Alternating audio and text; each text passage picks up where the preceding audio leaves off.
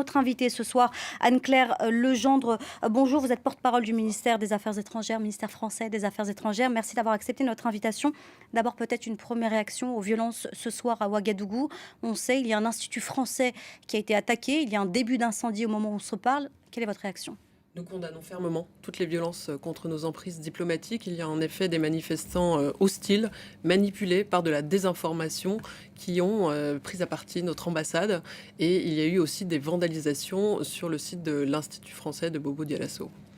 Ça fait suite à ce qui s'est passé il y a quelques heures, c'est-à-dire un coup d'État qui a porté au pouvoir Ibrahim Traoré, nouvel homme fort du pays. Il y a eu ces dernières heures des rumeurs, j'ai envie de dire, sur une possible ingérence de la France dans ce coup d'État. Je vous propose de l'écouter et on va réagir ensemble après. Une contre-offensive, oui, organisée, mais soutenue par la France, je ne pense pas. Vous savez, il y a une base qu'on appelle Camouessé, où il y a une base française. Donc, la base française est installée à Camouessé. Il y a aussi une autre base à côté, des éléments formés aussi par les Français. Donc, lorsqu'on exfiltre quelqu'un vers cette base, on dit la base militaire française de Camouessé. La France ne peut pas s'ingérer dans nos affaires. C'est une affaire interne et je sais que la France ne peut pas s'ingérer directement dans nos affaires. Et ce que nous pouvons aussi dire, c'est que la France n'a aucun intérêt à soutenir un individu qui veut aujourd'hui un affrontement, qui veut donc mettre une minorité face à des difficultés. Donc c'est de ça qu'il s'agit en fait. Sinon la France n'a aucune légitimité à interférer directement dans nos affaires. Ça, nous le savons.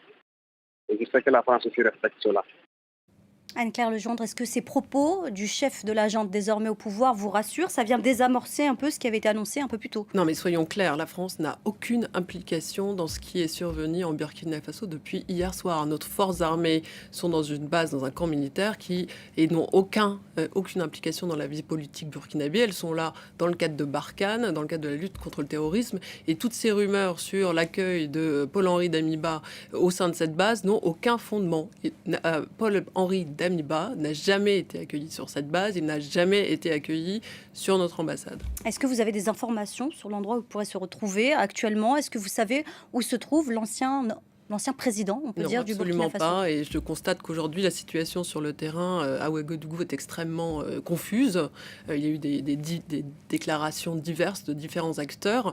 Ce qui importe aujourd'hui, c'est du calme, pas de violence contre notre ambassade. Nous condamnons extrêmement fermement ces violences, mais aussi de soutenir la CEDEAO. Vous savez que la CEDEAO s'est exprimée dès hier soir, mais aussi l'Union africaine. Elle a condamné ce coup d'État. Condamné ce coup d'État, mais aussi pour appeler un retour à un accord qui avait été mis en place par la CEDEAO et soutenu par toute la communauté internationale pour un retour à l'ordre constitutionnel. Alors, on l'a dit un peu plus tôt, l'Institut français a été attaqué, il y a un début d'incendie, il y a tout de même une communauté française qui vit au Burkina Faso. France 24 est une chaîne très suivie en Afrique. Est-ce que vous avez un message à leur faire passer ce soir? Absolument. Donc, nos Français au Burkina Faso sont évidemment suivis au plus près par notre ambassade et par le centre de crise ici à Paris. Il y a eu des consignes déjà qui leur ont été adressées dès hier soir de maintenir la plus grande vigilance face à la situation sur le terrain. Plus grande vigilance, restez chez vous, et nous sommes en contact étroitement avec eux par le biais de notre ambassade qui a ouvert une cellule de crise ainsi que le centre de crise à Paris. Alors, vous l'avez dit un peu plus tôt, plusieurs acteurs de ce putsch ont pris la parole ces dernières heures depuis Ouagadougou, la capitale. Lorsque nous avons eu tout à l'heure au téléphone le chef de cette junte au pouvoir, nous l'avons fait réagir sur un propos. Ils ont dit qu'ils étaient prêts à avoir de nouveaux partenaires pour l'avenir. Je vous propose d'écouter sa réponse lorsqu'on lui pose une question sur un possible partenariat avec la Russie et éventuellement avec le groupe militaire Wagner. J'ai l'impression que le communiqué vous fait beaucoup de peine. Non, ne vous inquiétez pas. Les Français ont longtemps été nos partenaires. Si on a d'autres partenaires aujourd'hui qui peuvent nous soutenir, ne voyez pas forcément la Russie, il y a d'autres puissances. Les Américains sont nos partenaires actuellement. On peut avoir aussi la Russie comme partenaire. D'ailleurs, nous sommes en partenariat avec la Russie. Il s'agit de renforcer.